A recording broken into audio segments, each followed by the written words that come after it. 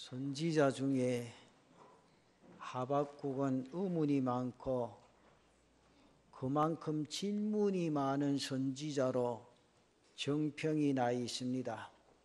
의문이 많다는 것, 질문이 많다는 것은 한편으로 그만큼 불만이나 불평이 많다는 그런 뜻도 됩니다. 하박국이 그럴 수밖에 없던 이유가 있지요. 당시 유다왕 여호야김의 폭정에 눌려 있던 그 시절이었습니다. 백성들이 한결같이 우상 숭배에 찌들어 있었습니다. 하나님의 선민 이스라엘이 이렇게 부패하고 병드는 것을 하나님께서 왜 보고만 계시는가? 하박국은 도무지 이해할 수가 없었습니다. 여기에 이방 민족의 침입을 받고 고통을 당해야만 했습니다. 이에 하박국은 하나님 앞에 계속해서 질문을 하고 불만을 토합니다. 그러나 이러한 하박국 선지자의 태도는 반전을 이룹니다. 그것이 바로 우리가 잘 아는 하박국 3장에 나타난 감사 기도입니다.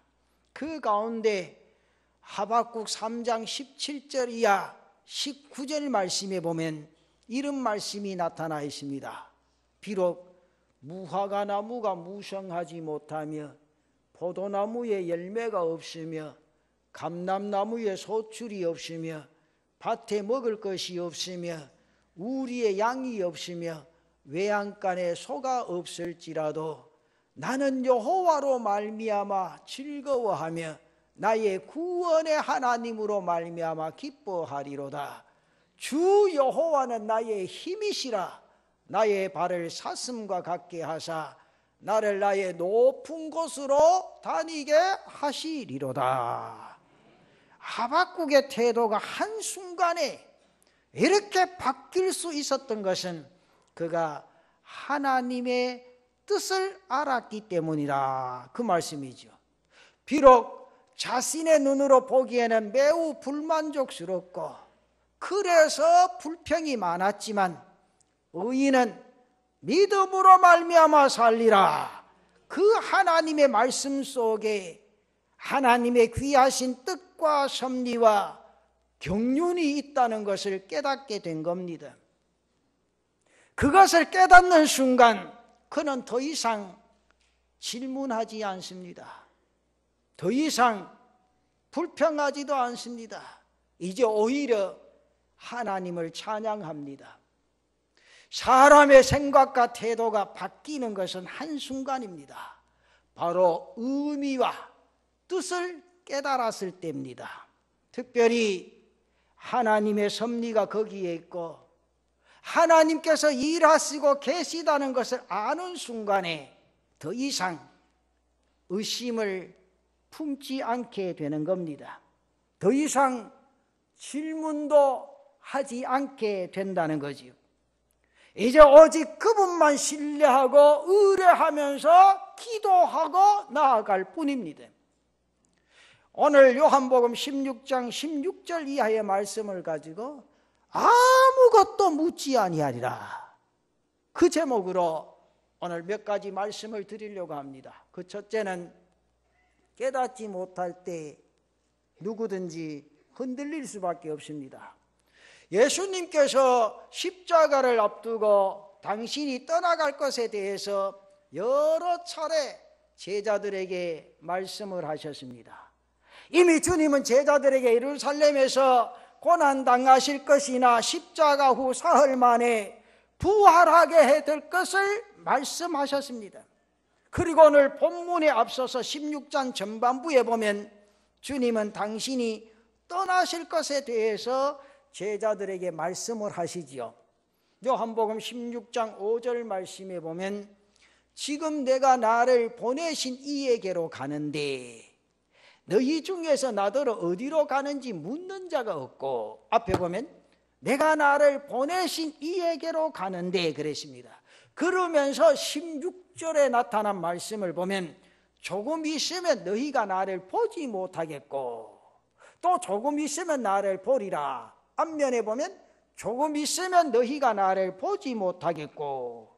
그러나 제자들은 그 말씀의 의미를 알지를 못했습니다. 그리고 서로에게 묻습니다. 오늘 본문 17절과 18절 말씀에 보면 이런 내용이 있습니다. 제자 중에서 서로 말하되 우리에게 말씀하신 바 조금 있으면 나를 보지 못하겠고 또 조금 있으면 나를 보리라 하시며 또 내가 아버지께로 가미라 하신 것이 무슨 말씀이냐 하고 또 말하되 조금 있으면 이라 하신 말씀이 무슨 말씀이냐 무엇을 말씀하시는지 알지 못하느라. 알지 못할 때 깨닫지 못할 때의 전형적인 모습입니다. 이렇게 깨닫지 못하고 의문 속에 살아야 한다면 그 믿음은 힘이 없습니다. 그 믿음은 산 믿음이 아닙니다. 비록 주님을 따른다 해도 흔들릴 수밖에 없습니다. 순간적으로 변해버립니다. 제자들이 이후에 어떻게 행동했는가를 보실 수 있지요. 겟세마네 동산에서의 기도 후에 주님께서 가룟 유다의 배신으로 로마 병정들에게 붙잡히십니다. 그때 제자들은 다 흩어졌습니다. 다 주님을 버렸습니다. 베드로는 여러분들 잘 아시는 대로 3번씩이나 부인하고 심지어는 저주까지 했습니다. 그때 예수님의 예고대로 3번 닭이 울었습니다. 닭 울음 소리를 들은 베드로는 자신이 지금 무슨 짓을 했는가를 알고 통곡을 합니다. 자신이 어떠한지를 깨닫고 애통해합니다. 사랑하는 성도 여러분, 온전한 깨달음이 없는 신앙은 바람 앞에 갈대와 같습니다. 이리 흔들리고 저리 흔들리게 됩니다. 우리도 마찬가지입니다. 하나님의 섭리와 경륜을 깨닫지 못하고 믿음의 깊이를 깨닫지 못하고 심히 흔들리고 방황하게 됩니다. 그래서 우리는 깨달음이 굉장히 중요합니다. 작은 것을 깨달으며 깨달은 것을 소리 없이 묵상하고 감사하며 나아가는 그런 신앙을 가질 때 하나님의 역사가 일어나게 될 줄로 믿습니다. 그리고 두 번째는 깨달을 때는 근심이 기쁨이 되고 방황이 담대함이 되어진다는 거지요. 오늘 본문 20절 말씀을 다시 보면 내가 진실로 진실로 너희에게 이르노니 너희는 곡하고 애통하겠으나 세상은 기뻐하리라. 너희는 근심하겠으나 너희 근심이 도리어 기쁨이 되리라. 잠시 우리가 근심 가운데 빠지고 눈물과 한숨의 순간에 들어갈지 모르지만 너희 근심이 도리어 기쁨이 될 것이라. 그렇게 말씀합니다. 왜 그러십니까? 그 의미를 알게 되기 때문이라 그 말이죠. 시련의 의미를 깨달았고 고난의 의미를 깨달았기 때문입니다. 그 시련 속에서 새로운 차원의 경험과 은혜를 보기 때문이라 그 말이죠. 주님의 제자들은 십자가 앞에서 좌절했습니다. 그러나 주님의 부활로 인해서 나아가 성령의 역사로 인해 깨어났습니다. 엄청난 하나님의 은혜와 섭리가 있었다는 사실을 깨달았습니다. 그리고 주님이 말씀하셨듯이 그 근심이 고통이 이제는 기쁨이 되고 말았습니다. 그렇습니다. 하나님의 섭리와 뜻을 발견하고 하나님의 섭리와 뜻을 깨달을 때 그때는 오히려 근심이 기쁨이 될 줄로 믿습니다. 여러분, 빌립보서의 주제가 기쁨이 아닙니까? 그래서 희락의 서신이라 그렇게 말합니다. 우리는 빌립보서의 배경을 잘 알고 있지요. 빌립보서는 사도 바울이 로마의 감옥에서 쓴 서신입니다. 감옥에 있는 사람이 편지하면서 계속 반복해서 기뻐하라, 기뻐하라 그렇게 강조를 하고 있습니다. 바울이 이렇게 기뻐하라고 하는 것은 감옥에서 역사하시는 하나님의 경륜을 깨달았기 때문이라 그 말이죠. 여러분, 사도 바울은 항상 로마에 가서 복음을 전하고 싶은 열망이 가득했습니다. 그러나 그는 자기 마음대로 로마에 가지를 아니하고 성령께서 이끄실 때 가겠다 그렇게 했습니다. 그런데 성령께서 바울을 죄인된 몸으로 로마로 인도하신 겁니다. 처음에는 바울이 그 뜻을 알지를 못했습니다. 감옥에 갇혀 있다는 사실을 이해할 수가 없었습니다. 원망 아닌 원망스러운 마음도 가지게 되었습니다. 그러나 감옥을 통해서 복음이 위로 전해진다는 것을 알게 되었습니다. 감옥에 간수와 함께 있으면서 그가 할 수 있는 일은 바로 그 간수에게 복음을 전하는 것이었습니다. 매일 교대로 바뀌는 그 간수들은 바울의 복음을 듣고 믿었습니다. 점차 복음이 로마 상류층으로 확산되어 갑니다. 바울은 이것을 보고 깨닫게 된 겁니다. 왜 하나님께서 자신을 죄인의 몸으로 로마로 이끄셨는가를, 그것을 깨달은 바울이 빌립보 교회에 편지하면서 기뻐하라, 주 안에서 항상 기뻐하라 그렇게 말합니다. 빌립보 교회 안에는 바울을 괴롭히는 사람들도 많이 있었습니다. 자신들이 바울보다 더 일을 잘하고 복음을 더 잘 전하고 그래서 바울의 마음을 괴롭혀주고자 하는 사람들이 있었습니다. 그런데 바울이 말하지요, 그것이 오히려 복음의 진보가 되어진다면 나는 기뻐하노라, 자신은 기뻐하겠다고 말을 했습니다. 사랑하는 성도 여러분, 하나님의 뜻을 깨닫고 하나님의 경륜을 볼 때 그때 기뻐하게 될 줄로 믿습니다. 하나님의 섭리 안에서 발견하고 누리는 이 기쁨은 마치 성경에 해산한 어머니의 기쁨과 같다 그렇게 말씀합니다. 여인이 아이를 출산할 때는 출산의 고통이 매우도 크다고 그러지요. 내가 남자라서 출산의 고통을 여성들만큼 알겠습니까? 그러나 산부인과에 가보면 여성들이 아이를 출산할 때 몸부림을 칩니다. 어떤 남자들은 머리카락까지 다 뽑힌다 그러잖아요. 그러나 아이를 낳은 후에는 그 모든 것을 잊어버리고 오직 기쁨만이 충만할 뿐입니다. 바로 그러한 기쁨을 너희가 얻게 될 것이라. 그러면서 그 기쁨을 빼앗을 자가 없으리라. 오늘 22절 말씀에 이렇게 말씀하지요. 지금은 너희가 근심하나 내가 다시 너희를 보리니 너희 마음이 기쁠 것이요 너희 기쁨을 빼앗을 자가 없으리라. 이제는 확실히 알았습니다. 이제 분명히 보았습니다. 그러니 더 이상 흔들리지 않습니다. 그리고 그 기쁨이 충만합니다. 따라서 얻은 그 기쁨을 누구도 빼앗을 수 없습니다. 얼마 전에 조금 시간이 되었습니다만 탤런트 가운데 차인표 씨가 방송에 나와서 자신의 삶을 이야기한 적이 있습니다. 그는 컴패션이라는 구호단체의 홍보대사로 일을 하죠.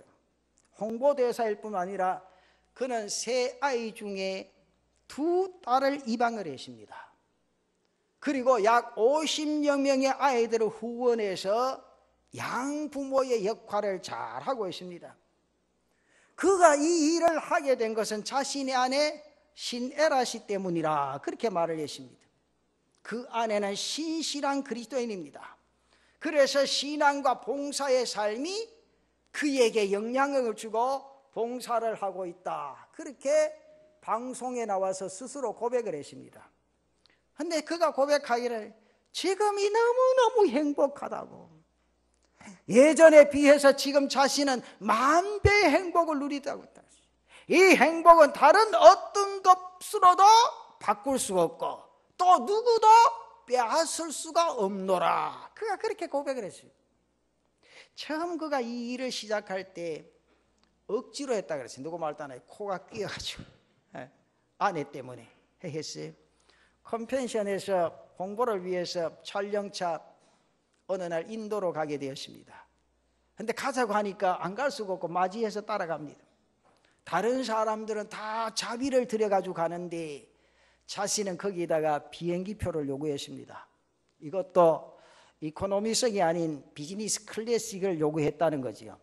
그러면서 그 티켓을 받아가지고 자신에게 있는 마일리지로 업그레이드 해가지고 퍼스트 클래식 바꾸어서 갔다고 그랬어요. 그러면서 자신이 고백을 합니다. 왜 그랬는가 하면 함께 가는 사람들과 마주치기 싫어서 그렇게 했다는 거죠. 그런데 인도 공항에서 내려서 그곳에 약 또 5시간의 차를 타고 약속된 장소로 갑니다. 그런데 그곳에 도착하자마자 자신은 엄청난 것을 깨달았다는 거예요. 자신의 앞에 7살 정도 되는 한 아이가 밝게 웃으면서 자신에게 손을 내면서 I love you. 그때 자신의 가슴을 콱 두드리는 거예요. 내가 너를 사랑한다. 그 후에 그는 그곳 하나님의 일하심이 있음을 깨닫고 기꺼이 그 일을 돕는 홍보대사로 살아가고 있는데, 예전에는 비행기를 타고 가면 좋은 곳을 찾아서 놀러 다녔는데 지금은 가난한 나라, 없는 나라 찾아다니면서 구호활동을 하고 있는데 그 기쁨이 예전보다 만 배나 되노라고. 그리고 아무도 그 기쁨을 빼앗을 자가 없다는 겁니다. 그의 고백과 간증을 들을 때 정말 목사로서 자신의 가슴이 찡했습니다.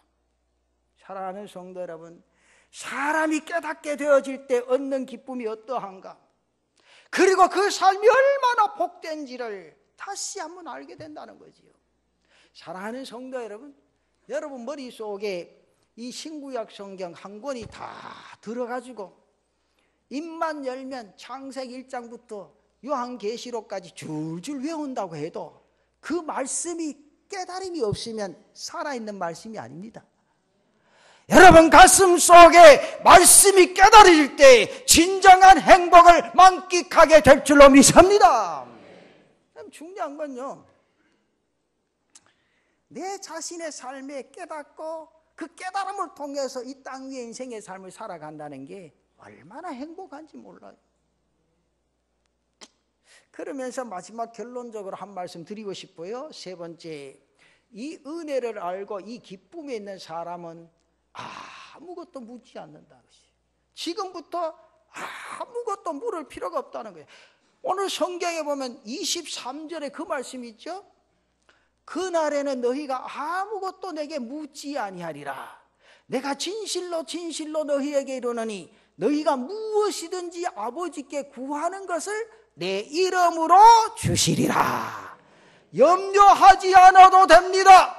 그리고 묻지 않아도 됩니다. 아니, 더 이상 물을 필요가 없습니다. 모든 것에 하나님의 섭리가 있고 뜻이 있는 줄로 믿습니다. 바로 이게 믿음의 문제라는 거지요. 여러분 보십시다.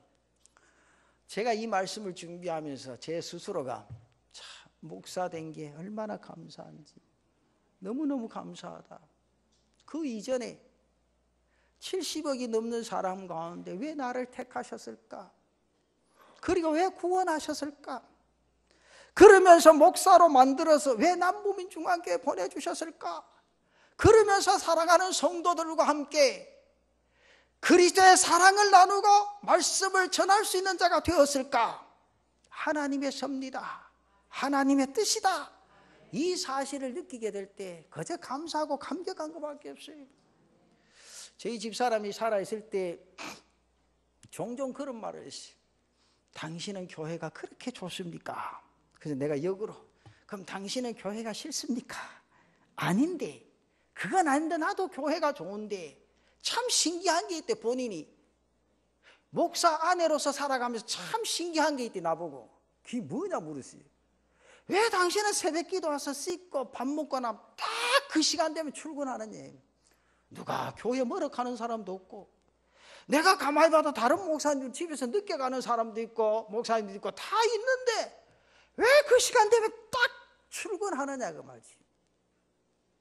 근데 그 말을 했어. 하나님의 사람은 세상 사람 보는 데서 일하는 게 아니라 내가 하나님 앞에 서원하고 주의 일을 위해 나선 사람이 하나님과 나와 약속된 그 시간은 지켜야 되지 않겠느냐. 그러면서 그 시간 꼭 와요. 처음에 내가 남부민 중앙교회 와서 교육자들이나 직원들이나 다른 분들 많이 당황했어요. 왜냐하면 뭐가 목사가 할 일이 없는 거, 아침만 먹으면 교회가 앉아있으니까 말이죠. 근데 지금도 저는 전화를 해서 어느 목사님들 집에서 전화 받으면 별로 대화하기가 싫어요. 왜? 목사가 성경을 봐도 교회에서, 물론 집에서도 보지요. 또 아니면 성도들의 가정에 신방을 하든지 특별한 일 외에는 하나님의 제단에서 말씀을 묵상하고 교인들을 생각하고 기도하면서 주의 역사를 이루어가야 되지 않겠는가 그 말이죠. 그렇다면 여러분 한번 생각해 봅시다. 하나님께서 왜 나를 이 많은 사람 가운데 장로로 세워주셨을까? 집사로 세워주셨을까? 권사로 세워주셨을까? 찬양대원들로 세워주셨을까? 이 하나님의 섭리를 깨닫고 찬양할 때 하나님의 은혜가 성도들 가슴속에 스며든다는 거지요. 여러분 찬양 잘해서 찬양 때 앉았습니까? 성악가 나왔어요? 안 나왔지요? 네. 여기에 앉아 계시는 분보다도 목소리가 못하신 분도 계셔. 그래도 하나님이 여기 앉혀주셨어요. 그 은혜를 깨닫고 찬양할 때 그 감격이, 그 은혜가 성도들 가슴 속에 만배로 나타난다는 거죠. 그 은혜를 알고 내게 주신 사명 충성되이 감당하면 하나님의 역사가 여러분의 찬양을 통해서 일어나게 될 줄로 믿습니다. 이게 역사라는 거지. 이게 내가 교회에서 목사인데, 내가 교회 장로인데, 내가 교회 권사인데, 여러분 목사, 장로, 권사가 뭐예요? 교회를 섬기는 거 아니에요? 주장하는 자의 자세를 버리고 내가 섬기는 자가 될 때 하나님 영광 받으시고 그 삶의 역사가 감격스럽게 나타나게 될 줄로 믿습니다. 더 이상 물을 필요가 없다는 거예요. 모든 것이 하나님의 은혜인 줄로 믿습니다. 오직 그분의 손에 있음을 믿고 맡길 때 여러분을 통한 하나님의 역사가 강하게 임하게 될 줄로 믿습니다. 예수님께서 십자가를 향해 가시면서 마음 한편으로는 두려움도 있었습니다. 굳이 이렇게 해야 하는가 하는 의문도 있었습니다. 그래서 어디로 가십니까? 겟세마네 동산으로 가십니다. 뭘 하십니까? 기도하십니다. 어떻게 기도하셨습니까? 땀이 핏방울이 되도록 3번 간절하게 기도하신 후에 일어나셔서 제자들에게 말씀하십니다. 뭐라고 말씀하십니까? 이제 일어나 함께 가자. 더 이상 묻지 않으십니다. 더 이상 갈등하지도 않으십니다. 십자가를 향해 유유히 걸어가십니다. 왜? 아버지의 뜻을 알았기 때문이라 그 말이죠. 그분의 계획과 그 크신 섭리와 경륜을 알았기 때문이라 그 말입니다. 여러분 성경에 보면 구약 성경에 하나님께서 아브라함에게 100세에 얻은 아들 이삭을 내 번제물로 바치라고 하실 때 아브라함이 하나님의 말씀에, 하나님의 명령에 순종합니다. 부엘세바에서 사흘길을 걸어 모리아 산까지 아브라함은 단을 쌓을 나무를 나귀에 싣고 이삭을 데리고 그 산으로 갑니다. 모리아 땅 가까이 왔을 때 이삭이 아브라함에게 묻죠. 창세기 22장 7절 하반절에 보면 이런 말씀 있죠. 그가 이르되 내 아들이 여기 있노라. 이삭이 이르되 불과 나무는 있거니와 번제할 어린 양은 어디 있나이까? 불가나무는 있거니와 번제할 어린 양은 어디 있나이까? 이때 아브라함이 대답합니다. 창세기 22장 8절 하반절에 하나님이 자기를 위하여 친히 준비하시리라. 번제할 어린 양은 하나님이 자기를 위하여 친히 준비하시리라.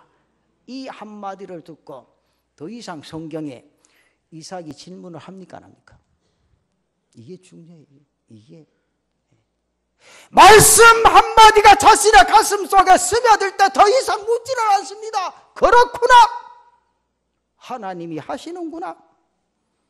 아버지 하나님, 그 하나님을 이삭은 믿었습니다.